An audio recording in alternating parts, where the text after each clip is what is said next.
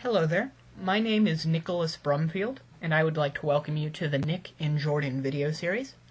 This series is sponsored in part by the Benjamin A. Gilman International Scholarship, which is administered by the Institute of International Education. The scholarship is specifically designed to allow those of lower socioeconomic means to intern or study abroad in a foreign country. So I would, for those of you who are may not necessarily have the funds to study abroad, to check out the link in the description. The purpose of this video series is to, in general, kind of outline this general study abroad process, and in particular to detail the benefits of study abroad, both in general and more particularly in the Middle East and in my host country of Jordan in particular.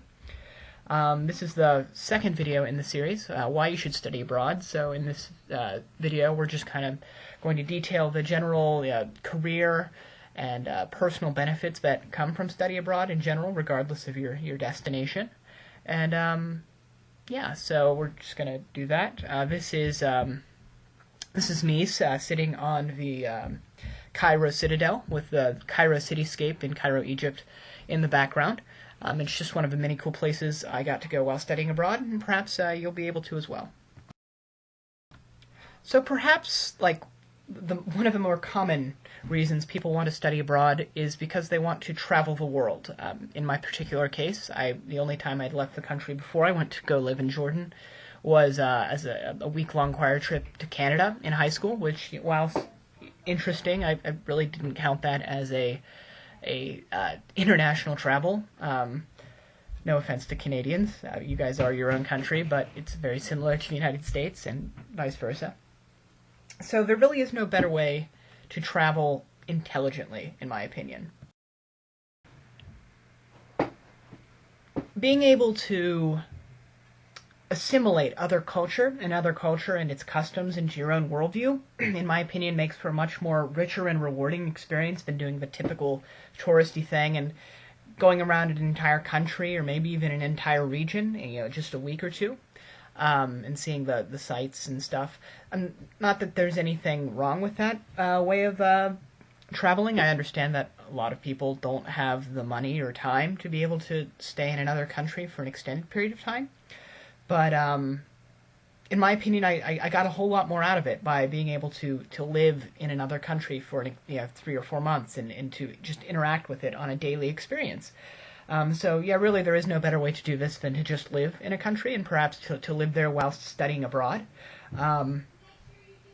This here is a picture of Amman, Jordan, which is where I was living. And while I'm by no means an Amman native, after the 4 months I spent living in Amman with a host family who were able to introduce me to local customs and just kind of, what a typical family looks like, and, having Jordanian friends and just interacting with, taxi drivers and storekeepers and, my friends on an everyday kind of basis, it immersed me in the city in such a way that I feel personally connected to it, in a way that I really kind of see it as a second home now.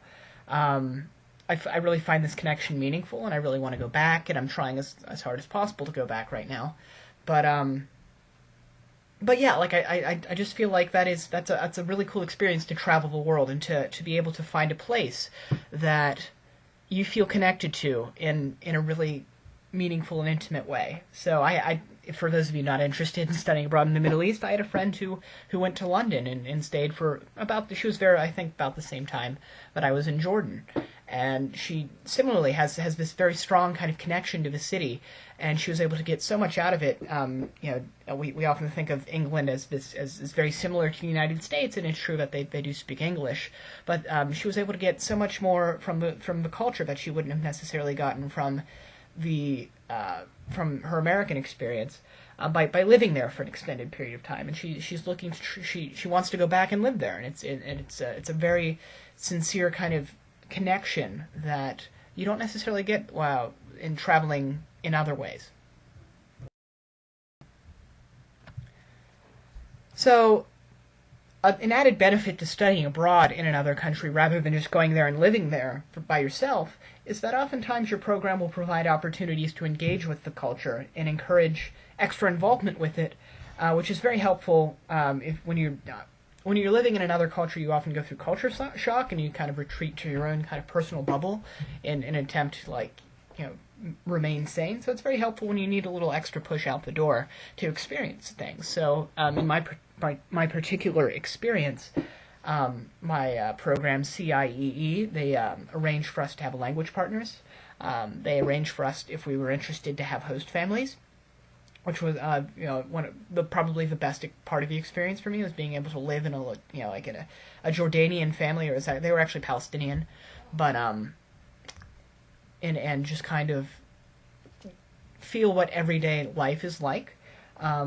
They organized various cultural activities for us, like a Tajweed club, which taught us how to recite proper Quranic Arabic, and various professional and skill-building workshops.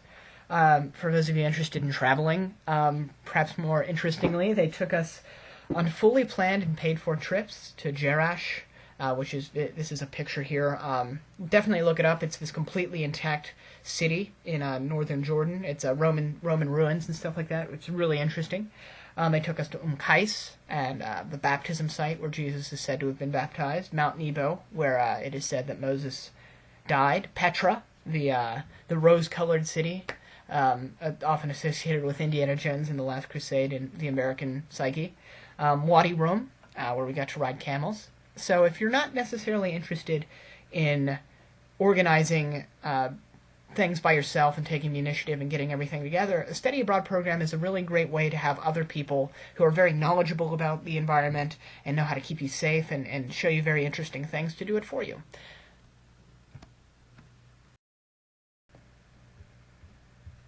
And for those of you interested in taking initiative and kind of going out on your own and traveling, perhaps most interestingly, once you get overseas and you get that $1,100 plane ticket out of the way to get across the Atlantic Ocean, travel becomes a whole lot cheaper. Just in my own experience, I was able to go to Egypt for about a week with two friends, for, including airfare, about $400 to $500. Comparatively, I was also able to go to Israel for about a day or two for about $100, $200. It's a little bit more expensive than Egypt right now, but and I was able to go to a lot of cool places, and I was able to see all the pyramids. Here's a picture of me in Tahrir Square. I was able to go to a lot of the Cairo Museum, which is not too far away from here. In the picture, all for about $400 to $500. Comparatively, I had a friend, my friend who lived in London. She was able to go for over the course of about 3 weeks, travel most of Europe, Paris, Italy, a lot of Eastern Europe. She was able to go to Greece, all for about $300 to $400, and that's including airfare. Travel becomes a whole lot cheaper just because of, I guess, there are certain industries like Ryanair, which is this really cheap, cool airline for European travels that kind of caters to the traveling college kid, which is really cheap. There are hostels, which are much cheaper than hotels for those of you interested in traveling. So yeah, no, it's a really cool kind of thing, and I would definitely recommend. Even if you feel like you don't necessarily have the money, to maybe try to find some, or cut back on spending in your normal everyday life, just to be able to get $200 or $300 and to travel around. It's of the portions of my experience traveling on my own, like when I went to Israel-Palestine for a day, just like on my own. I decided to do that without anybody's help. It was probably the most rewarding part of the experience for me. So I would totally recommend. Another interesting part of studying abroad is being able to learn and immerse yourself in a new language. I really don't feel like the merits of learning a new language are really debatable, but like learning a new language, particularly a critical language like Arabic or Chinese, makes your resume distinctive in a sea of otherwise similarly qualified people. It correlates with higher academic achievement on standardized testing, correlates with offset of age-related cognitive losses like Alzheimer's, and increased intelligence, and a whole host of other cool things. And it opens really the door to an entirely new culture that you would, whilst a lot of things are translated into English, a lot of things aren't. And being able to converse with people in their native language and being able to read native language texts is a really valuable professional skill and a very valuable personal kind of like trait to have. So there really is no better way to learn a language than to immerse yourself in it, in my opinion. And a study abroad experience offers a really good opportunity to immerse yourself, both in that it allows you to, it pairs you up with language partners, in my case, and a host family. So it allows you to interact with the language on a very personal level. But at the same time, what makes studying abroad distinctive from just living in a country, it also kind of challenges you academically at the same time. So you kind of have a double-track way of learning the language, which is very useful for those of you who kind of excel in one or the other, that you can kind of you combine them both to have a better language experience. It also, friends from host country. Here's a picture of my my language partner, Ihab, are able to teach you, slang and kind of the intricacies of native culture. I learned a lot about Jordanian slang and kind of just being a youth in Jordan from my Jordanian friends. Depending on one's preferences, studying abroad can include a total immersion option where, like, if you don't want to speak English with anybody else, you can speak with other people, other Americans who are at your same level and are also very interested in learning the language. Just speak Arabic, and I find that's a very having lived with Arabs who obviously speak the language a whole lot better than myself, it's sometimes intimidating to just speak with native speakers because you feel inadequate. But when you're speaking with other Americans or other non-native speakers, it becomes it's a little easier. So it's just a cool option to have. Another benefit of studying abroad is the range of career building and career enhancing kind of skills and opportunities it will provide you. Of America's college population, less than 1% of college students actually study abroad, and study abroad kind of equips you with a unique set of particular skills of cultural and problem solving. Like greater flexibility and awareness of global issues and patience, listening, and observation skills that employers find really helpful for their businesses, particularly if they're internationally focused, which in our globalizing world is becoming more and more common. It'll make your resume stick out, and being able to say that I lived for 4 months in another country and was learning another language really kind of makes my resume distinctive in a sea of otherwise qualified political science majors. So, something to think about. One of the really cool parts of my study abroad experience was the teachers that I was able to interact with. Coming from Ohio University, and a great university in a lot of respects, it's not necessarily the center of Middle Eastern studies in the United States, and as a result, I was able to go to Jordan and to study under. This is a picture of Dr. Omar Rafai. He's actually the former Jordanian ambassador to Israel and was involved in the Middle East peace process in the 1990s. He was also very recently Jordan's representative to the Arab League. So, this is a very prestigious and qualified individual who has been personally involved with the Arab Middle Eastern kind of conflict in history. Similarly, I also took a class with a renowned Israeli-Palestinian conflict expert, Dr. Hassan Barari.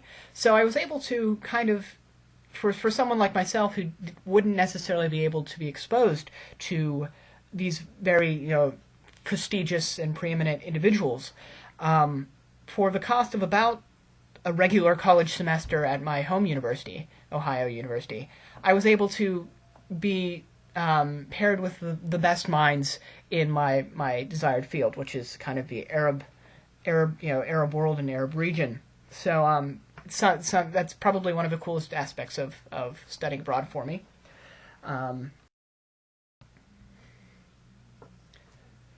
Another really fun aspect of study abroad is the friends you make, the American and Jordanian friends you make. A really cool aspect of studying abroad with 60 to 80 other Americans who also really don't speak the language so much is that you become really close with these people, And this here is a picture of my my Arabic class whilst in Jordan. And these are people from all over the United States, from universities ranging from Cornell to the University of Missouri to several schools in California. So you have people from all over the country who are also interested, in my case, in the Arab world and in kind of the Middle East in general, but also whatever field you're kind of studying abroad for. People from all over the country and interested in your fields together in a way that makes you very close and tight. And I still talk with these people. I mean, it's been 6 to 8 months later, and I feel really close to them. So it gives you a network of friends that helps you both professionally, which later on we can draw on each other for as resources in our professional lives, but also personally. If I want to be able to travel to Missouri, I have a couch to sleep on. So it's definitely a really cool way to make rewarding lifelong relationships. And perhaps more cynically, there's the money aspect of studying abroad, and you can get all these cool career enhancing and personal enhancing experiences pretty cheaply. I mean, study abroad is not cheap, but there are a lot of scholarships like the Gilman that I've already spoken about available to fund your study abroad, which is often similarly priced as a regular college semester, depending on how intensely or how long you go over there, or over wherever you're going. It can save you money and maybe even make you a little bit of money. So it's definitely something to think about.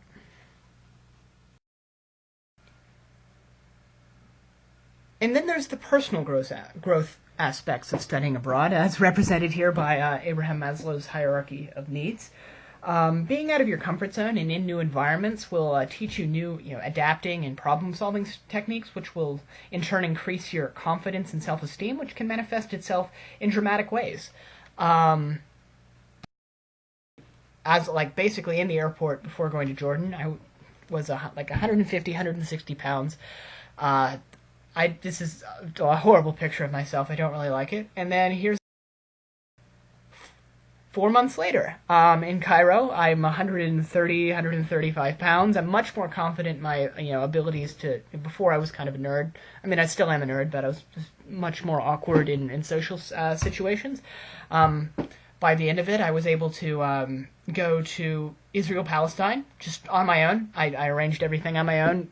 Took nobody with me, just had a backpack, and decided, hey, I'm going to do that. And that's something I would not even thunk about 4 months prior. So that I can personally attest to the kind of personal growth that you'll get from studying abroad. It'll give you the conceptual space necessary to maybe reconceptualize yourself and to redefine your image in a way that you find much more better. Additionally, studying abroad will give you new perspectives and allow you to dispel stereotypes. The most common example I use is the way I thought about Middle Eastern women before I studied abroad and the way after. Here's a picture kind of representing the before, as Middle Eastern women as these oppressed creatures, objects almost rather than subjects, who need saving and who are imprisoned by men and who are just with the veil, prevented from living healthy, productive, and meaningful lives. Whilst there are certainly problems with women's rights in the Middle East, I don't want to whitewash that. Living there and interacting with Middle Eastern women really allowed me to change that. So I feel I have a much more meaningful or much more correct view of Middle Eastern women now, and just kind of a lot of different topics that I was interested in before. Middle Eastern women aren't necessarily these oppressed creatures or people. They're modern. They're cool. They're hip. They're able to do what they want, and they're strong and vibrant. And whilst there are problems, it's a much more complicated issue than I thought before. And this is kind of representative of a whole host of issues that I was able to become more informed on.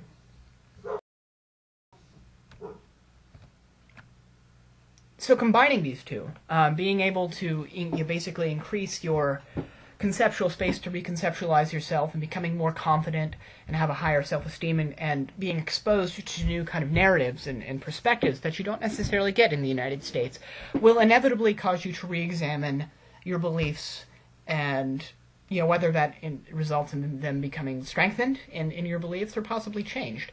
This is a picture of the Israeli-Palestine wall. I've been involved with the Israeli-Palestinian conflict for several years now. I had various positions on the conflict before I went to Jordan, and then whilst living in Jordan with a Palestinian family and visiting the wall and seeing the conditions in Palestine, I have a very different view now than what I did before. And I feel like it's a more correct view because I'm more informed about what's happening on the ground. So you will come back a different person, inevitably almost, and it's I think a better person, a more informed, a more well-rounded, and ultimately just a better person. That's that for this video. This is Petra.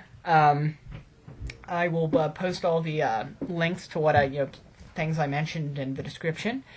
Please leave any comments or or you can message me personally. If you have any more questions about studying abroad in general. Again, thank you very much for listening, and you have a great day.